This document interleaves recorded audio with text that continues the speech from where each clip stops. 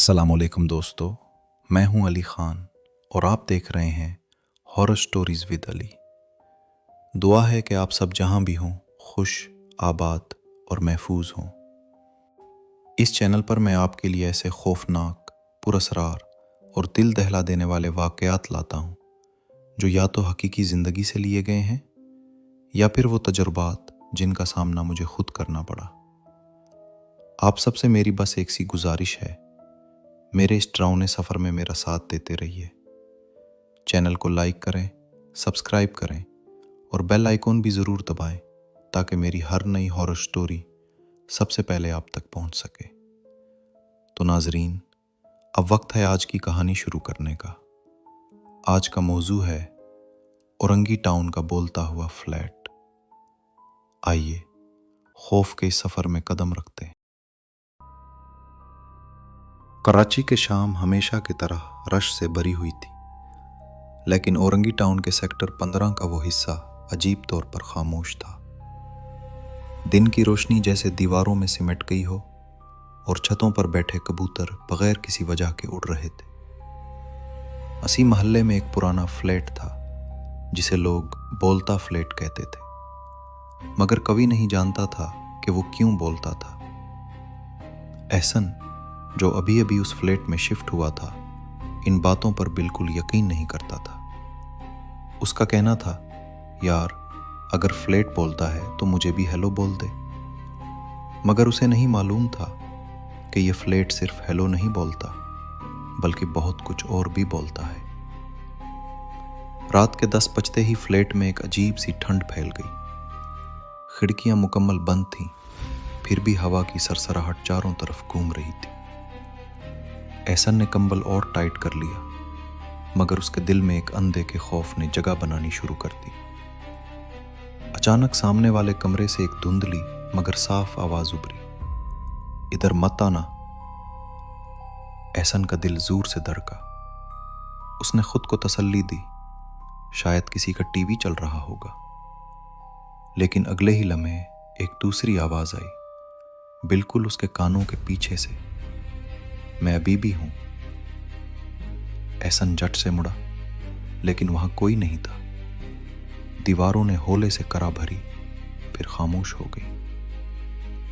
उसी लम्हे एहसन को पहली बार लगा यह फ्लैट शायद जिंदा है और बोलता भी है। अगली सुबह उसने सब कुछ वहम समझकर टाल दिया, मगर रात होते ही हकीकत ने खुद को दोबारा याद दिलाया। रात के 10:05 पर वही सर्द लहर फ्लैट में वापस आ गई। 11 बजते ही दीवार के पीछे से सरसराहट उठी, तुम आ गए। एहसन का गला खुश्क हो गया। उसने टीवी फिल वलीम पर चला दिया, मगर आवाज टीवी के शोर को चीर कर निकल आई, मैं तुम्हारा इंतजार कर रहा था। अचानक सामने वाली दीवार अंदर से दुख दुख दुख करने लगी, जैसे कोई दीवार के पीछे से निकलने की कोशिश कर रहा हो।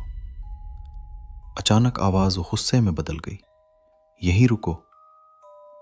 दीवार बीच से फटने लगी।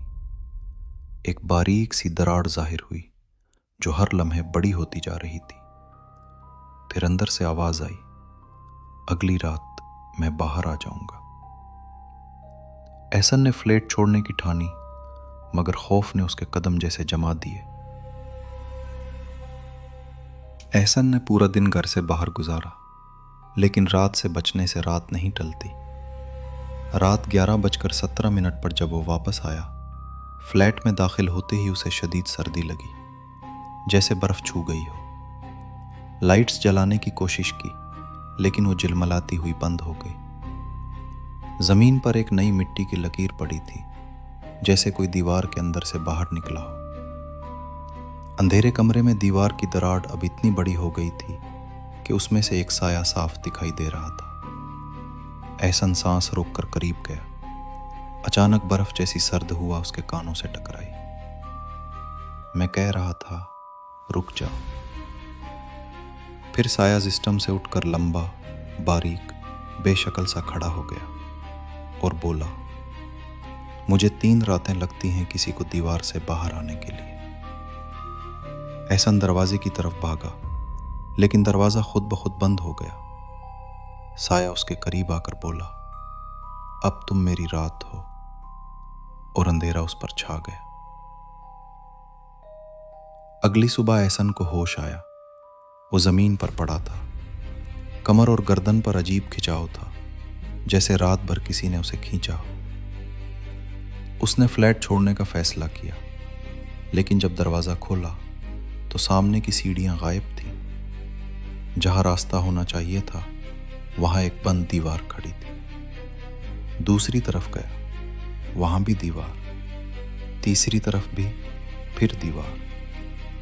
फ्लैट ने उसे कैद कर लिया था। फिर दीवारों के अंदर से आवाज़ें आईं, मत छोड़ो हमें, हमें बाहर जाने दो, दरवाज़ा खोलो। एहसन ने दीवार पर मक्के मारने शुरू किए, लेकिन अंदर से जवाब आया, तुम भी उन्हीं की तरह हो जाओगे। दीवार का निचला हिस्सा आहिस्ता आहिस्ता हिलने लगा। नीचे की तारीकी में सूखे, मुर्दा चेहरे नजर आए। वो लोग जो दीवारों के अंदर कैद थे। एक चेहरे ने ऊपर देखकर कहा, हम सब भी पहली रात यही आए थे। फिर वही सियाह साया दीवार के बाहर आ गया। वो बेचेहरा, बेशक्ल जिस्म एहसन के करीब आया और कहा, चौथी रात तुम्हारी नहीं, चौथी रात मेरी है। इसी लम्हे फ्लैट की लाइट्स शिद्दत से जल उठी। दीवार के अंदर की लाशें चीखने लगी।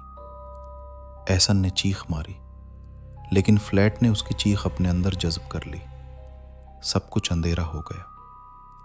एहसन अब कभी बाहर नहीं आया। वो भी दीवारों का एक और कैदी बन गया। ये कहानी हमें याद दिलाती है कि कभी कभी वो जगहें जो हम अपना घर समझते हैं, सिर्फ दीवारें और छतें नहीं होती। वहाँ छुपी होती हैं पुरानी यादें, खौफनाक राज, और वो साए जो इंतज़ार करते हैं।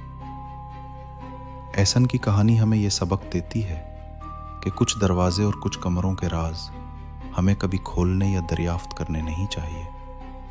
और याद रखें, शायद आपके आसपास भी कोई ऐसा फ्लैट, वो साया या वो सरसराहट छुपी हुई हो, जो रात के अंधेरे में सिर्फ आपका इंतज़ार कर रही हो। और जब आप अगली बार अपने कमरे की दीवार के करीब चलेंगे, तो हो सकता है वो सरसराहट जो आपने पहले नज़रअंदाज की थी, बस आपका इंतज़ार कर रही हो।